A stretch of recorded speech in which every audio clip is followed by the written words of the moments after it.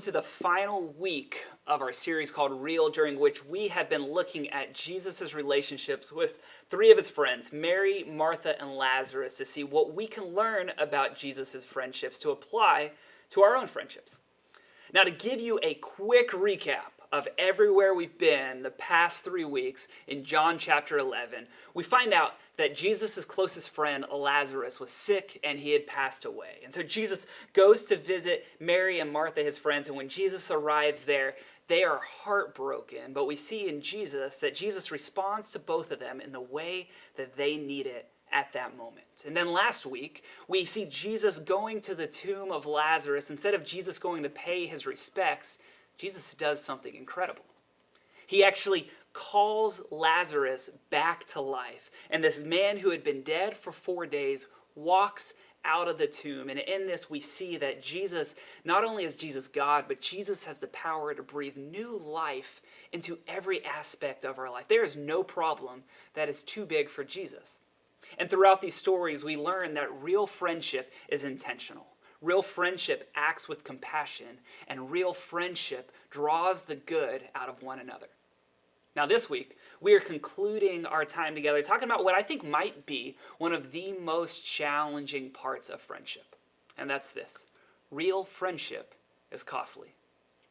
Have you ever done something in a friendship that actually hurt the people that you were friends with? Many years ago, a friend of mine who is in my life group sort of trusted me with this kind of important thing that was going on in his life around his faith. Now, he and I, we had grown close, and so we had built this relationship, built this trust, and he felt, Brett is somebody that I can talk to about this problem. And so he shared it with me. And me, thinking I am such a great friend, I thought the best thing for me to do to help this friend is to tell somebody else about it as well, so that this friend could also help this friend. Now, of course, I say that as a justification because the reality was I was just being selfish. I thought I should just tell somebody else because I kind of wanted to tell somebody. And so one night I grabbed my phone and I start typing out this giant text to somebody else, telling them everything that my friend had told me. And then just as I press send, guess what happened? Well, instead of sending it to the other person, I sent it right to my friend. As soon as I realized that happened, my stomach dropped, realizing that my friend was going to discover that I was about to share his secrets with somebody else. Trust would have been broken. Now, good news is that I ended up feeling so badly about it that I didn't actually tell anybody else. The bad news, though, is that my friendship was destroyed. My friend was heartbroken and realized that I am actually not somebody who can be trusted, that I'm not somebody who's worth having a friendship with. See, my friend thought I could be trusted, but for him, friendship with me was costly. See, friendship always costs something to our lives. It requires something out of us. It requires our time, maybe our trust, our attention, our patience, our loyalty, our honesty. We could go on and on and on. Friendship costs you something if you want to actually have a real friendship with somebody. Now, in the story we've been looking at the past couple of weeks, as we talked about, Jesus brought Lazarus back to life. And you would think that if somebody brought somebody back to life, there would be like a giant party, celebration in the streets. People would be following Jesus, worshiping Jesus, because all this stuff had happened. But today we're going to look at what happens next in the story to see if this is actually the way that people respond. So open up your Bibles with me to John chapter 11, and we're going to look starting at verse 45. We see this. It says, "Therefore, many Jews who had come to visit Mary and had seen what Jesus did, they believed in him. But some, they went to the Pharisees, the religious leaders of the day, and told them what Jesus had done. Then the chief priests and the Pharisees called a meeting of the Sanhedrin and asked, 'What are we accomplishing? Here is this man performing many signs, and if we let him go on like this, everyone will believe in him.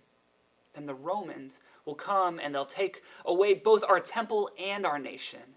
And then a little bit later in verse 57, but the chief priests and the Pharisees gave orders that if anyone found out where Jesus was, they should report it so that they might go and arrest him. Did you hear what's happening here? Here was this man, Jesus, who had just risen somebody from the dead. He did something that provided joy and peace to this grieving family and to this community. And how did people respond? They said, we want to arrest Jesus. He can't keep going around doing these things that he's doing. I mean, how do you think you might feel if you were Jesus? It's like, can I do anything that's not going to anger people? I mean, I bring somebody back to life and you're still going to arrest me. I just can't win. But you know, Jesus knew what was going to happen. Jesus visits Mary and Martha because he loves them deeply, even though he knew that going would cost him something. You see, if we back up to the very beginning of this story in John 11, we read this. We read, now a man named Lazarus was sick. He was from Bethany, the village of Mary and her sister Martha. And this Mary, whose brother Lazarus now lay sick, was the same one who performed perfume on the Lord and wiped his feet with her hair. If you were here at Back to School Bounce a few weeks ago, we actually talked about this passage. So the sisters sent word to Jesus saying, Lord, the one you love is sick. And when he heard this, Jesus said, this sickness will not end in death. No, it is for God's glory that God's Son may be glorified through it. Now Jesus loved Martha and her sister and Lazarus. So when he heard that Lazarus was sick, he stayed where he was 2 more days. And then he said to his disciples, let us go back to Judea. But Rabbi, his disciples said, a short while ago, the Jews there tried to stone you, and yet you want to go back? See, before Jesus went to go see Mary and Martha and Lazarus, his disciples warned him, saying, Jesus, if you go back there, you're taking a risk. This could cost you something because people there don't want you there. They actually just tried to kill you. What makes you think this time is going to be any different? And now if you were the disciples, or maybe if we're sitting on this side of the story, you might be thinking, you know, Jesus, he had the power to raise Lazarus from the dead. Couldn't Jesus have just sat where he was away from their hometown and spoke new life into Lazarus? I mean, Jesus actually was God, so I imagine he would have the power to do that. So why did he go and risk it all? Well, I think the answer for that is that Jesus' friends were hurting. Jesus had people in his life, Mary and Martha and Lazarus, who needed him. And he wanted to be where they were. And even more than that, God had bigger plans in store for what was going to happen. You see, Jesus understood that real friendship was costly. And that it even might mean costing his life. But you see, going to his friends and being a part of God's plan was worth the risk no matter what the cost. And so Jesus went. Now, when I used to read this story, I often thought, was this risk really worth it? I mean, it's awesome that Jesus raised Lazarus from the dead, but wasn't Jesus just kind of delaying the inevitable? Lazarus was still human. Lazarus was still going to die someday, and these people would probably be hurt and upset once more. But then I started to think about the larger story that John is telling us about Jesus' life. You know, last week I mentioned that in this story, John was ultimately showing us that Jesus is God. And that when Jesus was talking to Martha, he said this to Martha. He said, Martha, I am the resurrection and the life. The one who believes in me will live even though they die. And whoever lives by believing in me will never die. You see, Jesus was giving Martha and us a preview, not just of Lazarus, but of something even greater that was in store. You see, after this whole story happened, after people said, we want to arrest Jesus, they actually did find Jesus. And they actually did arrest Jesus. And those same people actually put Jesus to death on the cross. But you see, all of this was part of God's plan. But here's my question. What did we learn about Jesus through this story with Mary, Martha, and Lazarus. We learned that nothing, not even death, could stop Jesus. And on the third day, Jesus actually rose from the dead and brought with him an invitation for us. It was what he said to Martha: I am the resurrection and the life. The one who believes in me will live even though they die, and whoever lives by believing in me will never die. You see, everything Jesus did was worth the cost because it meant that we could now have life with Jesus. John wrote another letter later on in his life to a group of people who followed Jesus, and he said this. He said, "This is love, not that we loved God, but that God loved us and sent his Son as an atoning sacrifice for our sins." Dear friends, since God so loved us, we also ought to love one another. No one has ever seen God, but if we love one another, God lives in us, and his love is made complete in us.